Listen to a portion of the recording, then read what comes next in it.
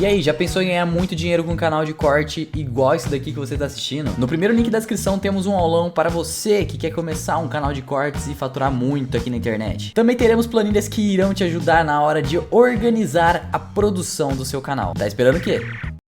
Tem 3 momentos na minha vida que eu acho que me transformaram para melhor, enquanto ser humano. Um foi sala de aula, professora. Só é bom professor quem é altamente altruísta. Quer dizer, isso é uma redundância, né? Isso, acabei de falar uma besteira aqui. Quem é altruísta, você como professor de inglês sabe disso. Você tem que se doar, porque se você não se doa, se você não se entrega, você não é um bom professor. Então isso mudou. Você não consegue criar uma conexão com teus alunos, né? É. E o segundo momento foi a maternidade. Ser mãe... Ah, isso muda todo mundo. Muda. Mudam como pai, como mãe, mas como mãe eu acho que é por conta daquela coisa umbilical, Eu não do tenho a menor sangue, dúvida que pra mãe é ainda né? mais eu não sei, porque pra mim mudou a minha vida mesmo. Mas a mãe, nossa, as transformações da mãe são inclusive físicas, né? Você já é pai, Sou então? pai de 2. Olha, eu tenho 2 também. É. Então, é que pra mulher, de fato, né? É inclusive físico. É. Nesse momento da maternidade, eu comecei a sentir a dor de outras Marias, de outras mães. Eu tenho 2 Marias dentro de casa, minhas filhas, de outras mães. Então, assim, eu sei o que é a fome de um filho. Quando eu dava de mamar e estava voltando do trabalho e tudo mais, Maria Fernanda está chorando de fome, Maria Eduarda precisa... Eu senti, eu queria 10 minutos, né, de atraso para dar de mamar. Aí a gente fica imaginando o que é a dor hoje de uma mãe que não tem o que dar de comer para o seu filho. Elas são próximas, as duas? 3 anos de diferença exatas. Aí... E o terceiro momento foi a CPI. Foi a pandemia. CPI, de fato. Eu anotei aqui para a gente falar sobre ela. Foi um dos momentos mais tristes. Eu entrei muito comovida e saí totalmente indignada com tudo que eu vi ali dentro. Por quê? Porque no momento que o Brasil mais precisava de um líder, de alguém que acolhesse, que abraçasse, que se importasse com as pessoas, o Brasil estava diante de um presidente negacionista, que negou vacina, que não mostrou um mínimo de empatia, de solidariedade, que não tinha medo da pandemia. Eu tinha, usava máscara, tinha preocupação, ele não tinha. Então, ao invés de sair em motociata, né, ele saía em motociata pelas avenidas do Brasil, se ele pudesse entrar num hospital, só num único momento de dor de uma mãe que perdeu um filho e tivesse abraçado essa mãe, ele teria todo o meu respeito. Ele perdeu todo o pouco de respeito que eu ainda tinha por ele quando ele virou as costas para cada mãe que perdeu um filho, para cada filho que perdeu uma mãe. E eu vi ali não só o atraso da compra de vacina, a Pfizer... Aqui não tem problema falar... Não, pode falar o que você quiser. Pode falar até cloroquina. Eu esqueci de perguntar quais são as regras aqui. Não tem regra. A Pfizer, e nós vimos isso pelo depoimento dos CEOs, né, disse que estava pronta para fazer o Brasil ser o primeiro país do mundo a vacinar. Nós poderíamos ter começado a vacina 45 dias antes. Então, foram 2 momentos muito tristes. E aí eu fico imaginando, eu não perdi ninguém da minha família, nenhum parente próximo, nenhum amigo querido. Eu fico imaginando aquela mãe, aquele irmão, aquela prima, enfim, aquele amigo que perdeu um amigo, um ente querido, faltando 1 semana para tomar vacina. Faltando 30 dias para tomar vacina. E eu vi depoimentos de pessoas. Eu fui dar uma entrevista, rapidamente contando aqui, eu fui dar uma entrevista numa rádio, e eu fiz esse comentário. Vocês imaginam, vocês conhecem alguém na faixa de 40 a 50 anos, faltando 1 semana, faltando 1 mês para chegar a vacina? Pois é, nós tínhamos condições de ter começado a vacinar 40 dias antes. E não fizemos porque temos um governo que achava que podia substituir vacina por cloroquina. Não sei nem até hoje se tomou vacina ou não, dando um péssimo exemplo. Que não tomou. Pois é, então pior ainda. Né? E nós estamos falando de 670 mil vidas perdidas. Que fosse é uma mãe, é a mãe de alguém, é o pai de alguém, é o filho, é uma filha de alguém. Este é um momento assim, que foi revoltante para mim. E o segundo foi que, no momento de maior dor, nós constatamos denúncias gravíssimas de esquema de corrupção dentro do Ministério da Saúde. Aquele lance das vacinas lá com $1 de superfaturamento. Como se a vida humana pudesse custar $1. Porque a gente fala $1, todo mundo fala, o que é $1? R$5, né? Estava querendo se cobrar, ali tem uma denúncia gravíssima que só a história um dia vai contar, quando nós tivermos realmente um governo decente, um Ministério Público que vá atrás e investigue, não esse que é submisso ao governo federal. Eles estavam falando o seguinte, para cada dose de vacina que eu contrato de você, você tem que me dar $1. senão nada feito. Mas é mais do que isso. Eu fiquei encarregada de um processo de uma vacina chamada, não sei se você ouviu falar, Covaxin. Sim, sim, sim.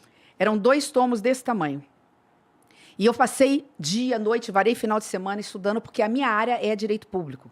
Eu dei aula há 12 anos de como se administra um Estado, um país, então eu analisei o contrato.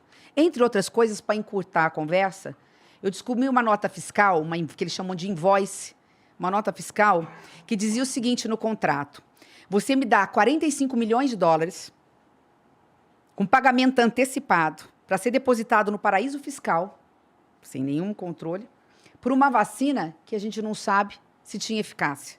Estou falando de mais de 200 milhões de reais. E quando eu vi essa nota fiscal, totalmente, você como professor de inglês, então ia se deliciar com a quantidade de erros de inglês, eu não sou professora, mal falo inglês. Com todas as notas, todos os equívocos ali, estava tudo ali. A denúncia estava ali, nós tivemos que denunciar. Então, fala assim, não houve corrupção na compra da vacina, porque a CPI antecipou e a CPI impediu É isso essa que eu ia corrupção. falar, porque isso daí não chegou a ser comprado, não chegou a pagar por essas vacinas aí. Mas tem alguém que tem alguém sendo processado, ou qual que é o processo para você pegar o cara que ia ganhar dinheiro com isso? Quem é que ia ganhar dinheiro com isso? A rachadinha ia começar na hierarquia lá, começava com um soldado, terminava com o general.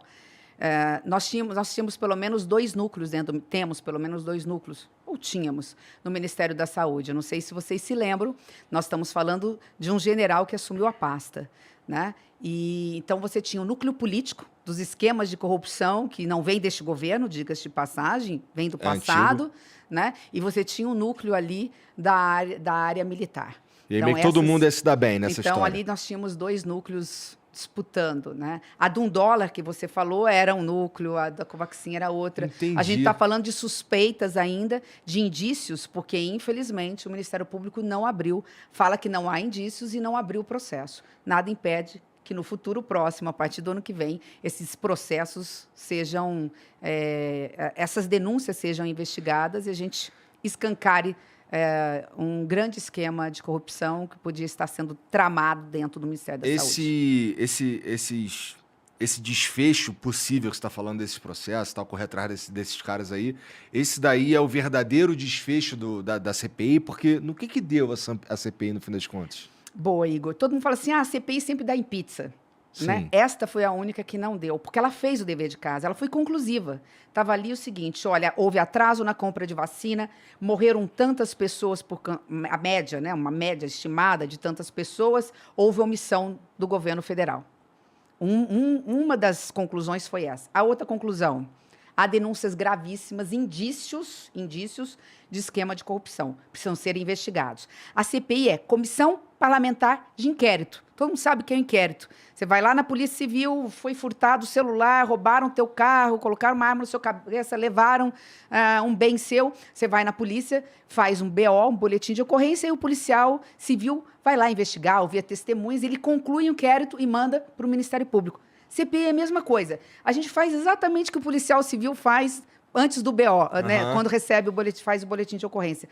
E nós fizemos todo o dever de casa, ouvimos testemunhas, ouvimos a parte acusada, levantamos documentos, perícia, tudo foi feito. Entregamos na mão do Ministério Público, como acontece nos processos da vida do dia a dia. Mas o Ministério Público, porque tem algumas pessoas que têm foro privilegiado, vai para a instância superior. Então, é o Procurador-Geral da República, Ixi. é o Ministério Público Federal que vai denunciar. Preciso dizer alguma coisa? Preciso avançar nessa conversa? O Aras geralmente está em casa, curtindo um café e tal, né?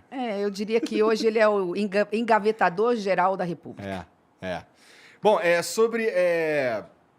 eu ia falar da Pfizer, que, assim, eu perguntei sobre isso pro presidente, e ele disse que o que segurou ali para eles não fecharem negócio é uma insegurança jurídica, de certa forma, dizendo que meio que a culpa, se desse algum problema em quem tomasse a vacina, a culpa não seria da Pfizer, a culpa seria do Estado brasileiro e tudo mais. Isso daí foi uma das coisas que travou ali a negociação. O que a CPI... que a CPI acabou concluindo que houve uma falha mesmo que realmente dava para ter comprado tudo antes. Mas esse argumento dele não é verdadeiro, não vale? Olha, Igor, primeiro que não vale, mas tem algo mais grave aí, né? Para você ser um presidente da República, você tem que ter coragem. Nós não estávamos falando de qualquer coisa. Nós estávamos falando entre uma preocupação mínima com algumas regras de um contrato e morte das pessoas. Ser presidente da República é ter que ter coragem de tomar decisões. Num caso desse, toma-se as decisões, depois se discute. Não é verdade, mas ainda que fosse. Quero dizer que essa é uma desculpa esfarrapada e uma desculpa de alguém que é indiferente com a dor alheia. Se eu fosse presidente da República num caso desse, como mãe, como mulher, eu falo, compre, dane-se, depois eu vou discutir contrato. Estou falando porque também a minha área é direito público, né? Eu mexo com contratos. Então, isso é absolutamente normal nas indústrias farmacêuticas, quando estão em testes alguns remédios, alguns medicamentos, todo mundo sabe disso. Isso é uma mera desculpa esfarrapada. Não colocaria o presidente da República na prisão, não geraria improbidade administrativa, não geraria responsabilidade civil, ele não precisaria tirar dinheiro do bolso para indenizar ninguém, ele não teria responsabilidade pessoal em cima disso. Entendi. Então, como ser presidente da República, ser prefeito, ser governador de um estado, significa ter a responsabilidade de cuidar. É isso que significa. Cuidar das pessoas, cuidar da coisa pública. Cuidar requer não só responsabilidade e autoridade, mas coragem para fazer. Senão, você não faz nada. Sim. Empurrar responsabilidade para terceiro e falar, isso aqui não é problema meu, deixa para lá. Você diria que o principal problema da gestão atual do Bolsonaro é a condução, como ele geriu a pandemia, como a gente lidou com a pandemia de uma forma geral, esse seria o principal problema? Porque, assim, eu particularmente, eu avalio que sim. O que você acha? É um pouco mais que isso, né, Igor?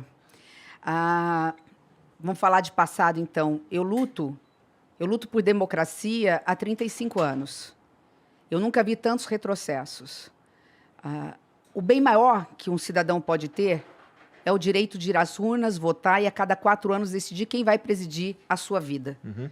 Então, a democracia é o princípio, o meio e o fim para que você esteja aqui, podendo falar o que você quiser, fazer xingamento, usar palavrão. É seu direito de expressão e eu estar aqui conversando com você, sem a preocupação que ali, quando a gente sair, vai ter um policial para me levar para o Chilindró. Não sei nem se o povo sabe ainda que é isso. Para cadeia. Para cadeia, né? E muitas vezes desaparecer com o corpo, que é o que acontecia, né? Com as Clarices no passado. Então, a democracia é o princípio, meio e fim, para que nós possamos ter vida. Vida em plenitude, direito de ir e vir, direito de liberdade de expressão, não ter censura, poder votar e ser votado, ter uma imprensa livre, ter poderes independentes, fazer leis para a sociedade.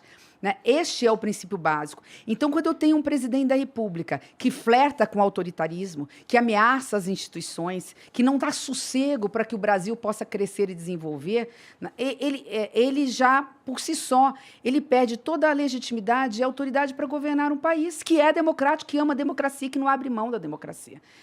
Claro que a gota d'água, né, vamos dizer assim, que fez com que muitos perdessem a paciência foi, você tem razão, de forma prática, né, naquilo que, como você falou, como é que eu chego lá na ponta para explicar, né, para o cidadão, foi realmente a má condução na pandemia. Mas há um recheio em torno disso. Há uma série de situações. Um presidente omisso no que é essencial. Ele se omite no que é essencial.